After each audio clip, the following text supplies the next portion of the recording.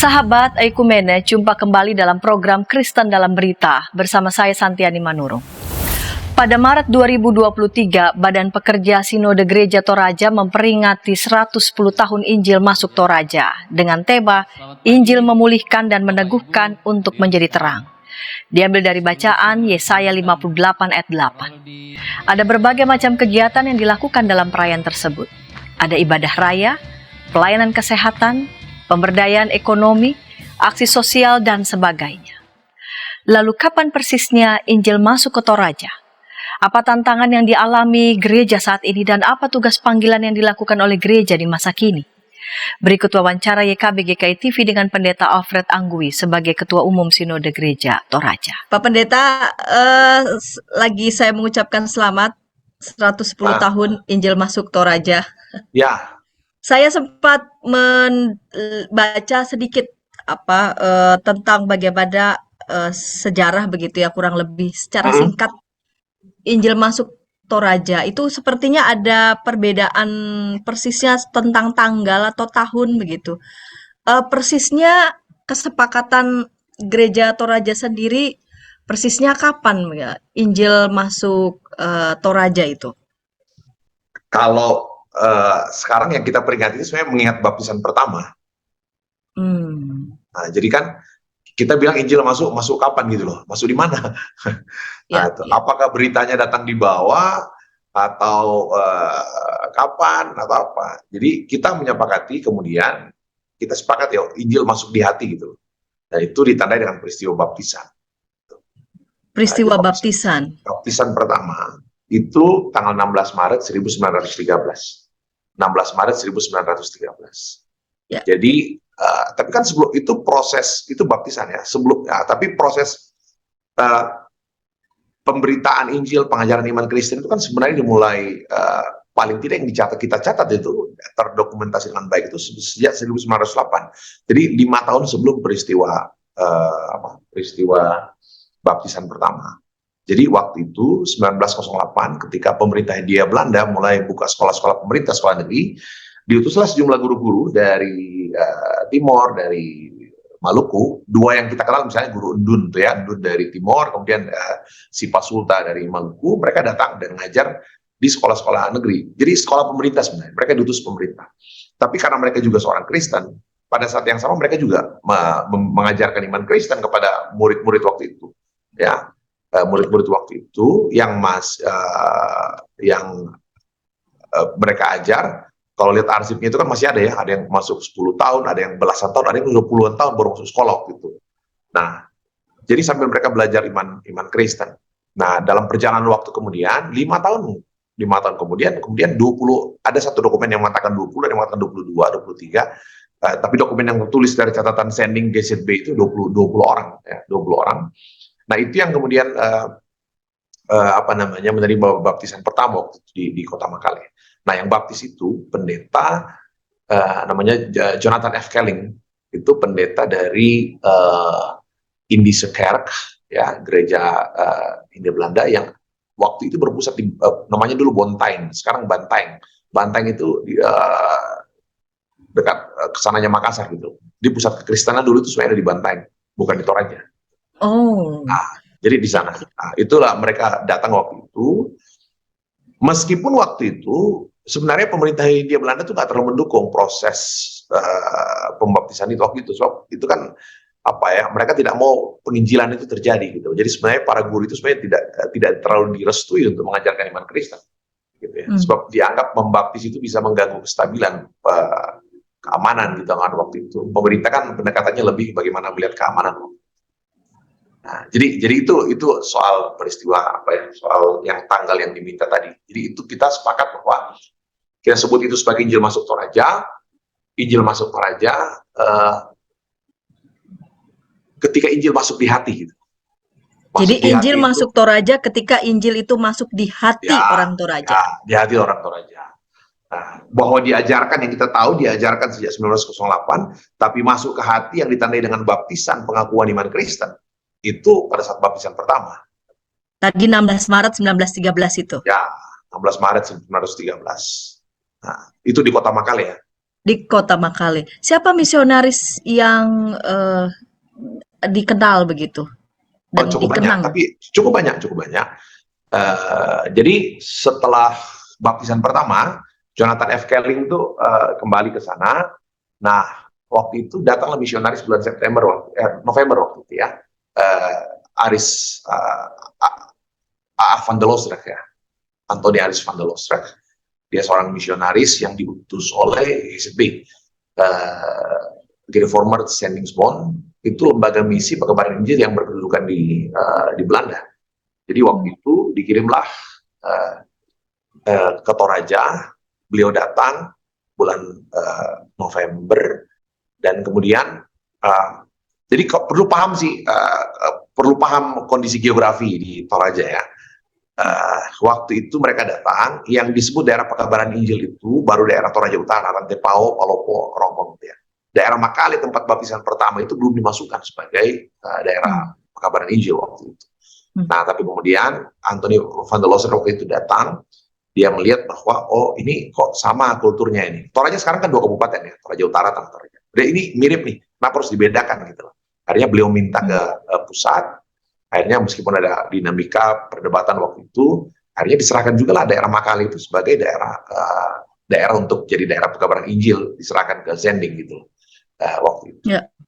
Nah, itu kalau ditanya misionarisnya itu Anthony Aris van der Loosdrecht. Beliau juga kemudian terkenal karena kemudian beliau yang kemudian meninggal martir waktu itu kan ya. Ya. Setelah itu banyak tokoh-tokoh yang kemudian datang, ada Prince, Silstra, Beltsma, beberapa nama yang ya. Setelah 110 tahun Injil masuk ke hati, ya tepatnya hati orang Toraja.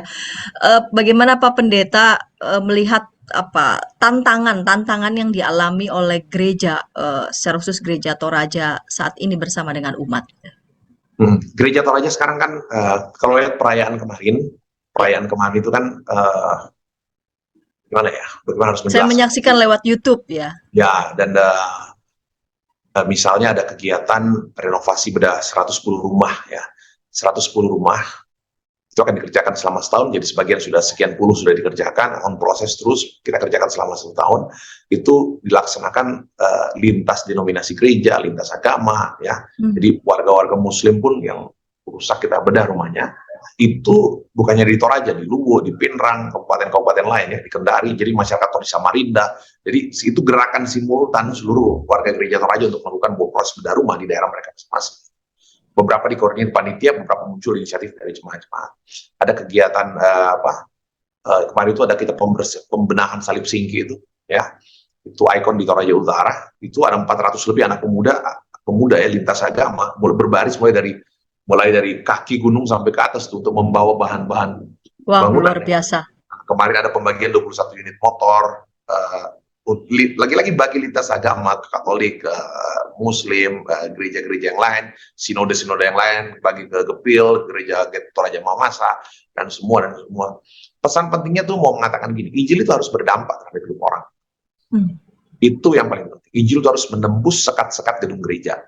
Injil harus keluar dari kungkungan sekat-sekat yang diciptakan oleh manusia sendiri. Buat saya Kristus itu hadir dengan sebuah pesan ya, marilah kepadaku hai semua yang letih lesu, jangan beban berat, dan aku akan memberikan kelegaan kepadamu. Ya, gereja harus. Jadi buat kita ini momentum 110 tahun Injil masuk Toraja ini momentum untuk mengucapkan kembali, gitu. Apa yang diucapkan Kristus sekian ribu tahun yang lalu, bahwa gereja harus menampilkan wajah yang betul-betul bisa membawa pemulihan untuk kehidupan orang. Bukan hanya orang, alam semesta. Jadi kemarin ada bersih sungai, bersih hutan, dengan segala macamnya. Mungkin sebagian besar agenda kemarin. Nah, sebenarnya kita lakukan itu terkait sekali dengan pemahaman kita tentang konteks kita hari ini. Betapa masih ada kemiskinan di sana-sini, masih ada ketidakadilan di sana-sini, masih ada pencemaran lingkungan di sana-sini, masih banyak sekali orang-orang yang bergumul dalam kesunyian mereka, hampir tidak terdengar dengan segala macam. Ya, ke depan itu masih sebenarnya momentum perayaan kan hanya satu kita ambil momentum saja, tapi sebenarnya seluruh kegiatan itu sangat dijiwai dengan seluruh konteks tadi ya. Misalnya kami lagi siapkan 30 pendeta gereja Toraja yang kira-kira nanti awal tahun depan itu mereka punya sertifikasi konselor gitu ya. Kita mau bahkan bicara ke depan 5 tahun ini kita harapkan ada 100 yang punya sertifikasi konselor. Betul-betul kita inginkan adalah kita punya cukup pendeta Gereja Toraja sekarang itu ada di 17 provinsi. Ya. Ada 1.170 lebih jemaat plus 300 cabang kebaktian dilayani oleh hampir 1.000 pendeta aktif. Kami harapkan itu ada nanti sekian jumlah persentase tertentu pendeta yang punya sertifikasi konselor. Kami juga lagi siapin fasilitator untuk parenting dan yang tersertifikat ya, parenting dan generasi inspirasi untuk anak remaja, hanya untuk memastikan bahwa gereja bersedia menjadi teman untuk bisa mendengarkan keluh kesah siapapun gitu loh, tanpa kecuali. Sekali lagi tanpa kecuali. Tanpa terkecuali. Ya, itu buat saya itu pesan penting. Ya. Menembus sekat-sekat agama, sekat-sekat ras, golongan. Kemarin tuh kalau lihat acara sempat nonton di YouTube yang Parade Nusantara, itu kan semua dengan saya kemarin pakai baju baduy itu, karena Gereja Toraja kita kan di Banten, Tangerang tuh. Iya betul. Teman-teman datang dari Kalimantan, pakai dari Papua. Ya di Papua kita nggak ada Gereja Toraja, tapi ribuan warga Gereja Toraja itu ada di sana, gitu ya. Mereka Gereja Toraja yang kita sebut suka diaspora ya, karena banyak pertimbangan ada Gereja Toraja di sana. Tapi mereka semua datang dari Kalimantan, dari macam-macam. Gitu loh. Jadi itu hanya untuk mengatakan bahwa kita yakin Gereja Toraja itu bagian dari Indonesia ini, dan kita siap turut membangun bangsa ini, dan juga kita siap hidup berdampingan, saling menghargai dengan seluruh masyarakat Indonesia dengan ragam apanya. Gitu. Ya. Itu dia. Ya. Pak Pendeta mengajak apa ini untuk seluruh umat Gereja Toraja, baik yang ada di Toraja maupun di banyak tempat, untuk tetap menggiatkan tugas panggilan dalam rangka menjaga nyala semangat Injil masuk ke hati orang Toraja. Toraja. Jadi ini terima kasih boleh ketemu hari ini, dan mudah-mudahan nanti ini juga lewat channel ini kita kan bicara bukan hanya warga Gereja Toraja, tapi warga Toraja gitu ya. Warga Toraja dimanapun berada, ayo dari kampung halaman. Saya di kantor sinode namanya Tongkonan Samulele. Tongkonan Samulele. Ini kantor yang berbentuk rumah Toraja gede nih. Saya di atas lantai 2 ini ya. Jadi Tongkonan Samulele ternyata rumah bersama, rumah untuk semua. Jadi dari Tongkonan Samulele ini saya mengucapkan ya selamat untuk seluruh warga Toraja dimanapun. Kita berhasil, kita hidup hari ini itu buah-buah dari Injil gitu ya. Toraja ini kecil sekali dari segi geografi, kecil. Di pegunungan, daerah di satu pegunungan kecil di Sulawesi Selatan. Tapi syukur kepada Tuhan, mungkin karena nggak ada mineral tambang di sini, akhirnya berdiaspora banyak banget tuh ya. Dari kampung kecil ini betul-betul lahir banyak sekali anak-anak Toraja yang boleh jadi berkat di dimanapun. Jadi pesan kami, terus jadi berkat dimanapun, semua warga Toraja ditempatkan, dipanggil Tuhan, jadi pelayan Tuhan dimanapun kita berada, bekerja, jadi berkat untuk semua. Dan jangan lupa terus jadi kebanggaan kami, dan jangan lupa ingat kampung halaman. Lihat kampung halaman, jadi berkat dimanapun berada, dan ingat kampung halaman. Begitu ya Pak Pendeta Alfred. Identitas jati diri itu jadi penting banget kan. Apalagi sekarang anak-anak kita generasi X Z ke bawah ini kan. Saya pikir satu tantangan ke depan itu identity.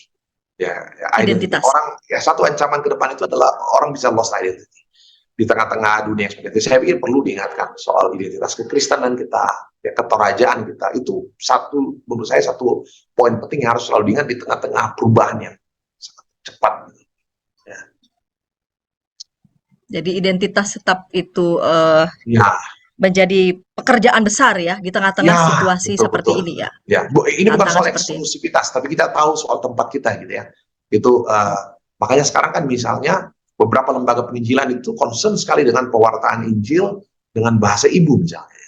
Sebab ternyata bahasa yang didengar saat kita kecil itu bagus banget gitu loh. Katanya lebih menurut survei itu lebih membuat Injil itu masuk dalam hati.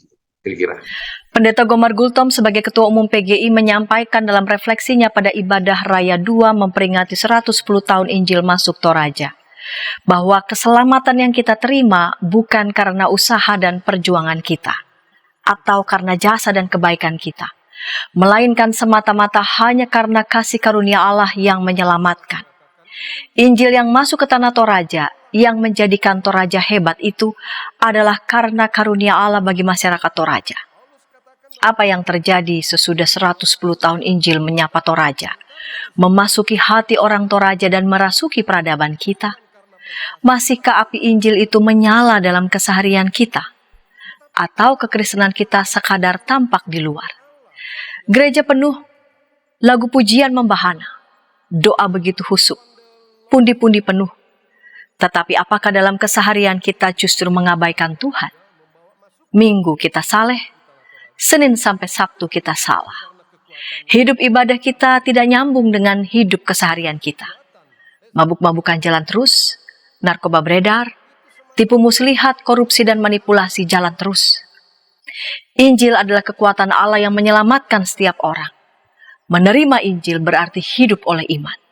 Tidak cukup hanya sekadar percaya, melainkan kesediaan percaya teguh pada apa yang diimani.